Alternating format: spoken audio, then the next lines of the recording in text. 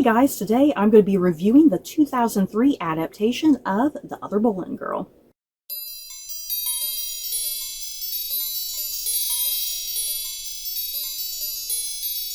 So, before I head into my thoughts and feelings on the 2003 adaptation of The Other Boleyn Girl, just a quick disclaimer, this is based off of history. Even though this is based primarily off of a book by Philippa Gregory, it is still, for the most part, based off of historical events and historical people. So I'm definitely going to be having things in here talking about real-life historical events and people's, real-life deaths, obviously. And yeah, this was released back in 2003, for crying out loud. So yeah, I'm definitely going to be talking about stuff that you may or may not consider spoilers. But yeah, I don't consider history to be a spoiler. Okay, so let's get into this 2003, you guys. 2003, my god, adaptation of The Other Boleyn Girl. Again, based off of the book by Philippa Gregory. Yeah, I have read all of Philippa Gregory's Plantagenet and Tudor books, and yeah, The Other Boleyn Girl is one of my favorites out of all of those books. Yeah, my very first Philippa Gregory book that I read. So if you have no idea what The Other Boleyn Girl is about, it follows Mary Boleyn, who becomes mistress to King Henry VIII before being ousted by her sister Anne, who becomes Henry's second wife. Ooh, the scandal. So before we continue, let's also state that I have also seen the 2008 movie adaptation of The Other Boleyn Girl. That one being, a bigger Hollywood production with bigger stars, and that starred Eric Bana as Henry VIII and Natalie Portman as Anne Boleyn and Scarlett Johansson as Mary Boleyn. And you guys, we got Eddie Redmayne and Benedict Cumberbatch in that movie too. My God. Yeah, I kind of went into this 2003 adaptation expecting to possibly like it way more than the 2008 adaptation. Because even though I do kind of, I don't know, I have a guilty pleasure for the 2008 movie, you guys. I don't know if that's a popular opinion or an unpopular opinion, I don't know, but I do have a guilty pleasure about the 2008 movie. There is something a bit more, I think, showy and flashy about it, and very much a Hollywood production, and just everybody being overly good looking, you guys. Seriously, everybody in that movie is way too good looking. And for another matter, Scarlett Johansson and Natalie Portman, they are not British, and they were trying their best to do British accents, and sometimes that really threw me, you guys. And my god, Eric Bana, how the hell does Eric Bana look anything like Henry VIII? You guys, especially kind of during that time in Tudor history, Henry was already kind of gaining a lot of weight at that point. So yeah, he would not look like Eric Bana, okay? But I honestly thought I would go into this 2003 adaptation and be like, you know what, I think I might end up liking this more than the 2008 version, but no. Alas, no. Yeah, guys, there's a lot that I took issue with this adaptation, and we shall get through it. Let me start here. I think this has a fantastic cast, and none of this, absolutely none of this, is the fault of the cast, okay? This cast did nothing wrong. What I took issue with this adaptation was primarily, I think, the writing and the directing. And seriously, I have a big list. Do you see my notes here? You guys, you see my notes? I have a never-ending list of complaints, okay? A never-ending list of bullet points. I'm going to touch on all this to let you all know what exactly kind of frustrated me about this. Well, for starters, let's start here. How I even found this to watch. Because I have seen the DVD version of this, like, in stores, but I just never purchased it in stores. But yeah, I have a recent subscription to BritBox, and this was up on BritBox, and I was like, let me take advantage while I have BritBox before I cancel it, because I only wanted to have BritBox for a couple months and kind of binge several shows and movies at once, and then for a couple months and then cancel it. So I was like, let me go ahead and squeeze out watching The Other Boleyn Girl, this adaptation. So yeah, if you do have any interest in watching this adaptation and you happen to have BritBox, it's there for your convenience. So yeah, let's start with my bullet point list of issues with this adaptation, you guys. Let's start with the monologuing. This movie, the good thing about this movie, you don't have to suffer for too long because it's only an hour and a half. It's only an hour and a half, but good God, I think it needed to be 2 hours, because especially by the time you get to the very end, it goes through things so rapidly and quickly, and it's like, what the hell, It's a good thing I know my history. But yeah, it's only an hour and a half, so you don't have to suffer for too long. The writing and the directing of this, again, I took issue with. Mary and Anne Boleyn, whenever they like to do a lot of monologuing, okay? And I do mean monologuing, like you're watching a theater production. Or what I interpreted it as, let me give you a good comparison here. When you're watching a reality TV show and something crazy just happens on the reality TV show, okay? Like two people get in an argument, and then you cut to one of the people who is part of the argument, and they're staring dead ahead at the camera, and they're telling you about the argument, like, oh, so and so, I hate them right now, they totally misunderstood what I was trying to say. They're having like a monologue to the camera. They're like in a confessional booth. Is the best way to describe it. Kind of like a confessional booth. It's just them one-on-one with the camera, relaying what just happened in that dramatic moment you just saw. And I kid you not, this movie does the exact same thing. As things are happening in the movie, Mary or Anne, all of a sudden they're like this on the camera. Like they're like they're on a reality TV show in the confessional booth, and they're kind of relaying to you what just happened and their feelings. Their dramatic feelings about it. And I kind of did not like that. Now, it is well acted. Once again, none of this is the fault of the actors, okay? None of it is the fault of the actors. It's well acted, but it's so awkward. You guys, I did not like that directing choice whatsoever. And for another thing, let me kind of throw into this as well. What was also frustrating me about this adaptation was just the editing choices. Because sometimes, especially during the monologues, when someone is monologuing, you're expecting it to be, well, even during theater, even during live theater, that's just it, it's live theater, there's no cuts. While Anne or Mary is monologuing, there's these strange edits, these strange cuts, where they're talking about something, and then there's a very obvious edit in the clip. And then they're continuing with their monologue, and then there might be another edit in the clip. And that just really bugged me, because once again, it was just awkward. It felt awkward. It felt cheap. It didn't feel professional. It didn't feel like professional filmmaking whatsoever. So, and the whole movie does that. There's just strange editing choices. There's strange cuts in scenes. And let's talk about kind of the filming as well. Let me continue on that point. Like I said, I watched this movie on BritBox, and the quality is terrible. The quality was really fuzzy and blurry and kind of shaky. And oh my God, if someone was wearing white, for instance, like a white hat, or like someone's carrying, I think, a baby at one point, and the baby's wrapped in like a white blanket. If anybody is wearing any bit of white on their clothing, especially if they are outside, it is blinding. Okay, it is absolutely blinding. And it made it look cheap. It made it look like unprofessional filmmaking. And again, I don't know if this is what the actual version of the movie looked like. If you watched this movie back when it initially released back in 2003, you can kind of tell me your experience if you remember it. It just felt like this movie, the quality was very shitty, okay, to put it quite bluntly. And there was something about it, I started wondering, is this the actual quality of the film?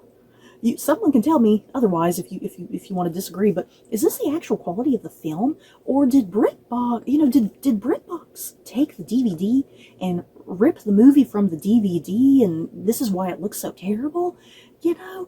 I was seriously wondering that if the quality was a result of BritBox ripping the DVD, ripping from the DVD, ripping the footage from the DVD and then re-uploading it on their streaming network, Was it BritBox's problem, or did the movie actually look this terrible back in 2003? So yeah, like I said, the film is really grainy, fuzzy, blurry, quality, not great. The costuming, for me, was really hit or miss. I was kind of surprised about the costuming, because even when something is kind of a bit more cheap, with these period dramas, a lot of times they tend to have really good costuming because they're pulling from real costuming of the era that has kind of been preserved that people can wear in these movies sometimes, not all the times, but the costuming this was really hit or miss. Some of the costuming I really liked, but then there was other costuming that just felt super cheap and terrible. And yeah, one of the characters in particular,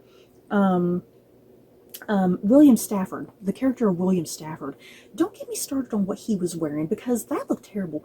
There was like weird slits in his clothing. I didn't get it. His clothing in particular really bugged me. I thought that was super cheap and just unprofessional costuming.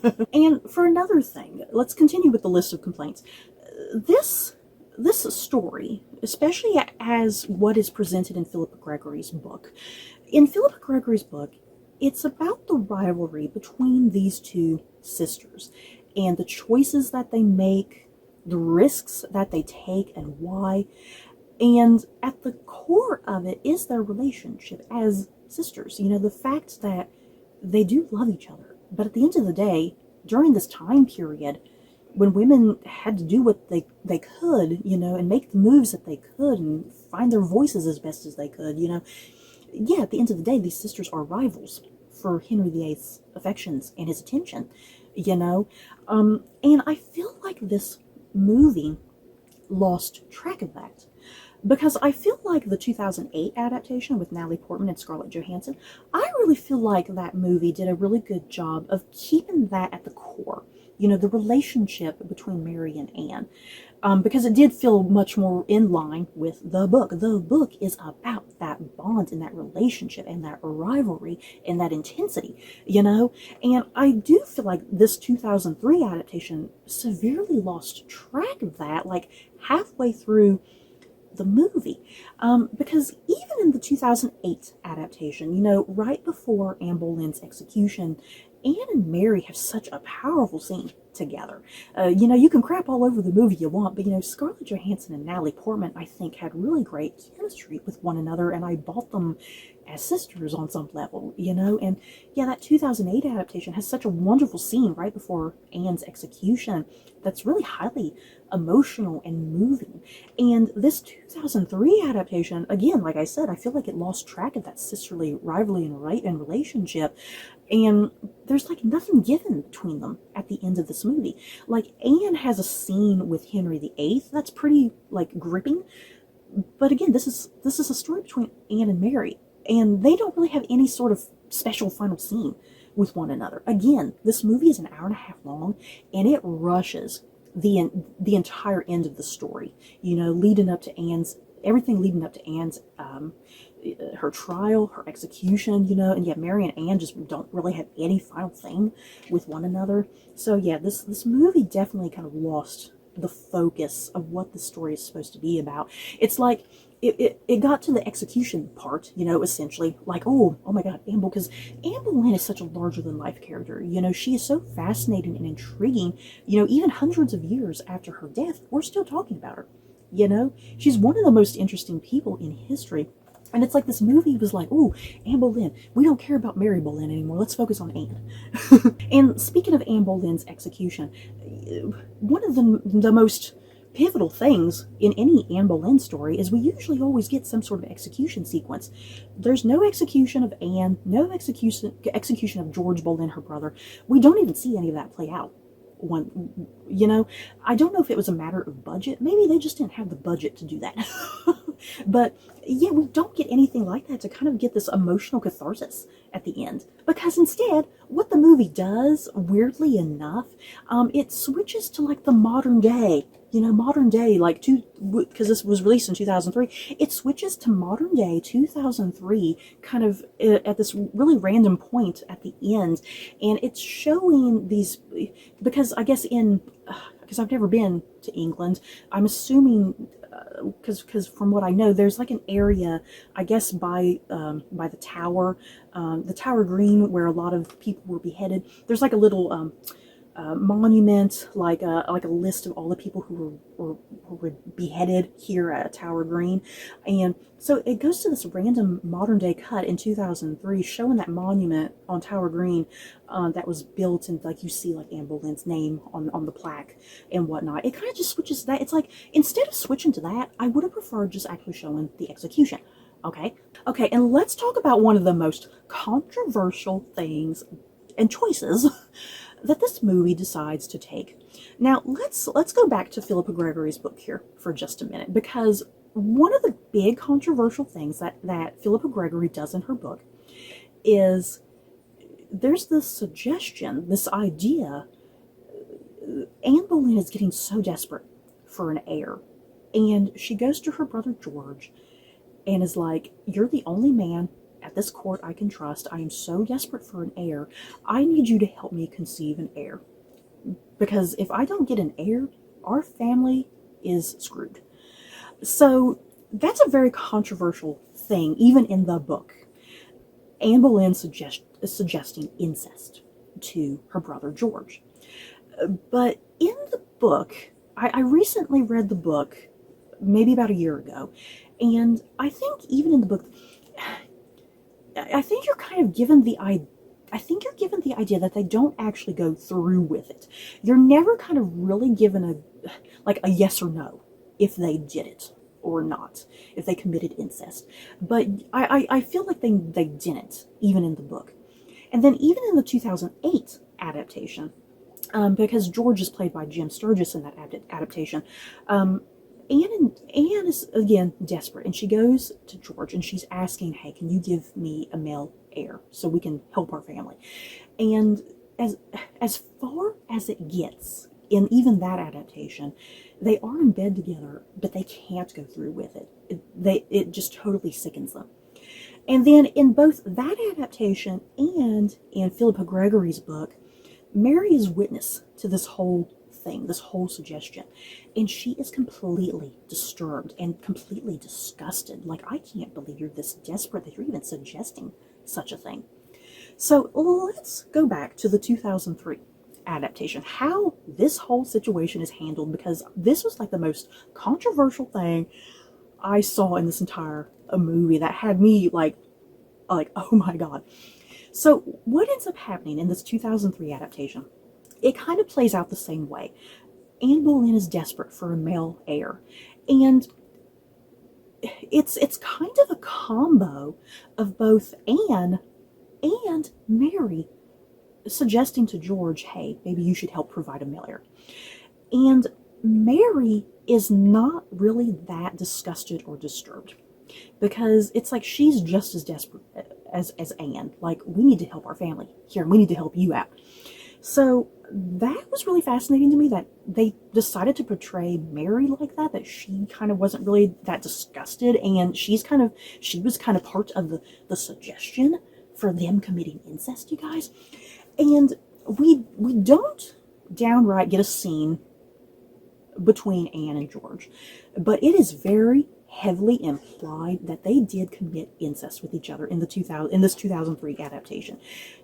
Because at one point, like when Anne is having her miscarriage, George is there. He's really distraught. Like, this is his child, and he's obviously distraught about his child, her having a miscarriage, And then even at some point, Anne mentions something about our unnatural union.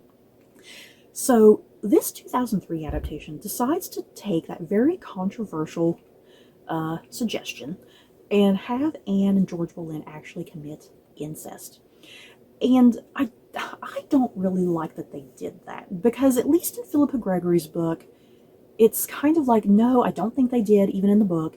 And yeah, once again, the 2008 adaptation, they didn't do it in that adaptation.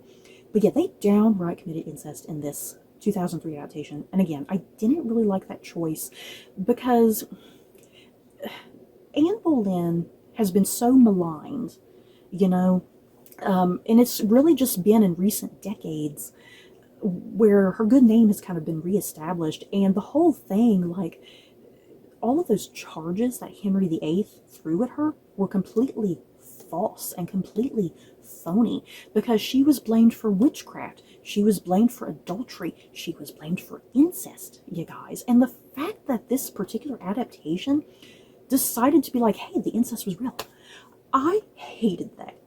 Because if you're someone who doesn't know your history, you're going to think that her and George actually really committed incest, you know? Again, the actual book, I don't recall it actually being like, hey, they committed incest, you know? And yeah, the 2008 version, they don't commit it.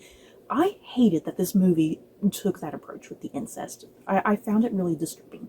So once again, let's kind of leave all of that I had issues with, and let me talk about the cast really quickly, because this does have a good cast, and I liked what these actors were attempting and going for, what they were given. Yeah, playing Mary Boleyn is Natasha McElhone, I think is how her name is pronounced, McElhone. I liked her performance as Mary. Mary is kind of, she's really rational, I feel like. You know, she's really calm and rational. She's kind of thinking things through. She doesn't kind of really just jump right into things. She's a little bit more hesitant and shy about certain aspects. And I liked Natasha McElhone's performance in that regards. And then playing Anne Boleyn, you guys, is Jodie May.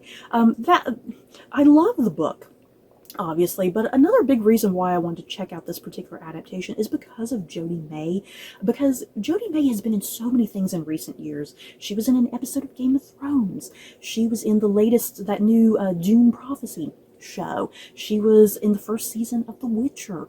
I really love Jodie May, so I was really curious to see what she would do with Anne Boleyn, and I feel like her portrayal of Anne Boleyn, it's very different, I think, but not in a bad way. Definitely not a bad way. I feel like she plays Anne, her version of Anne is a little bit more reserved, almost. A little bit more demure, even.